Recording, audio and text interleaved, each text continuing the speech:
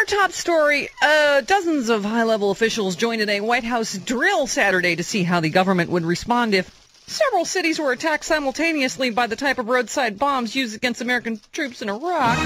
What? Gee, Jim, why would we be rehearsing that sort of incident? I can't imagine. I am so in Jim's conspiracy corner now with all the Iran headlines this weekend. There's going to be another Pearl Harbor-like event that they'll use to justify attacking Iran, and maybe even martial law and suspend the elections so that all this stuff about 2008.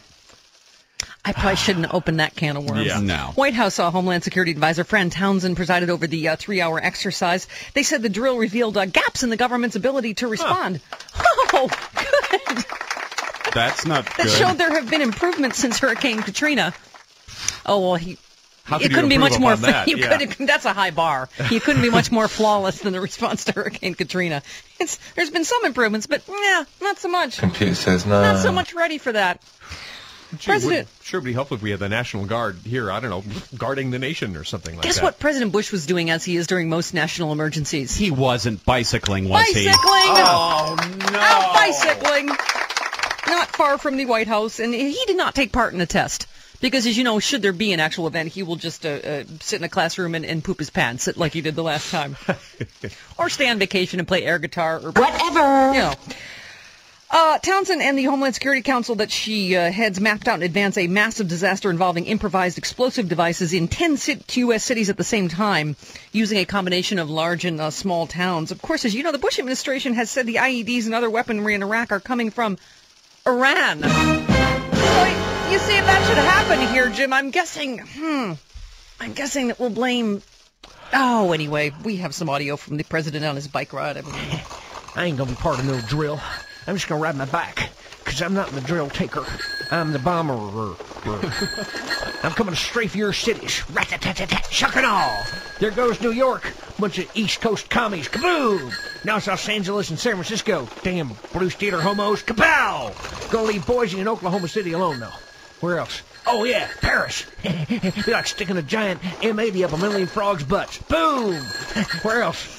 Tehran. That's right. Tear your dinner jacket. Take that. Woo! Bam! How you like them apples? It gets me hot. Wonder where Condi is right now. Hope she's wearing her IED. Oh. Wouldn't look good knocking up members of my cabinet. Oh. Don't worry, shirt off. You're safe. Wouldn't mind doing Margaret Spellings, though. Teach her a thing or two. Wouldn't mind staying after school to bang her erasers.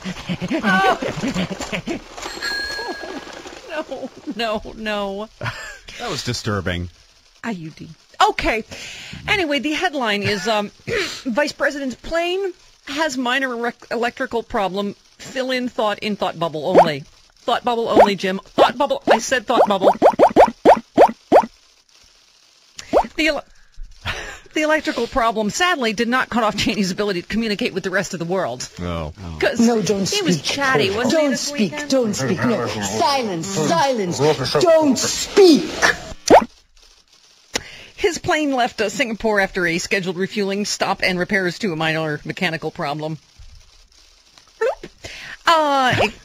Experienced on an earlier flight from Sydney, a U.S. Embassy spokeswoman said the electrical glitch was fixed while the plane was at the military base, although she could not elaborate on what the problem was. I was nowhere near Singapore. Earlier, a White House spokesman had said the plane, which left Sydney on Sunday morning, was fine, and that the stop in Singapore was previously planned. You're a lying sack of crap. Yeah, they can't even tell the truth about that. Sure it was. You're a lying, scheming, stinking, nasty sack There was of a electrical problem involving a generator, but no safety issue, according to a White House spokesperson. No safety issue. Oh, dear. Thought bubble. Reporters on the plane said a power surge during the flight disabled the cabin's electrical outlets and shut down the galley and the in-flight films. Just saying God's way of saying he's against the surge? You decide. Just saying surge was what caused the problem.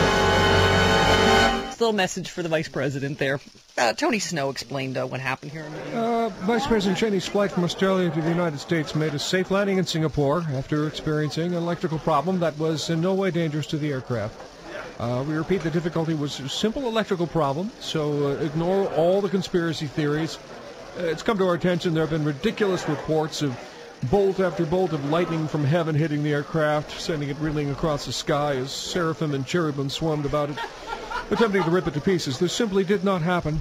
Nor did vast multitudes of demonic presences with leathery wings and glowing eyes erupt from the bowels of the earth to fight off the heavenly host and bear the flight and the vice president to safe haven. Nor was there heard a maniacal basso profundo laugh exclaiming, "Get away, he's mine." These stories are detrimental to the public's confidence in our government and are extremely irresponsible. The vice president has issued a statement. Quote, "It was an electrical problem, and if you don't believe me, go yourself with the 4 horsemen of the apocalypse." Any questions? Oh, my. No, I got none. That's all for this. No, for these we got first another. 2 stories of stand-up news because of David Cassidy. Yeah. We've run a little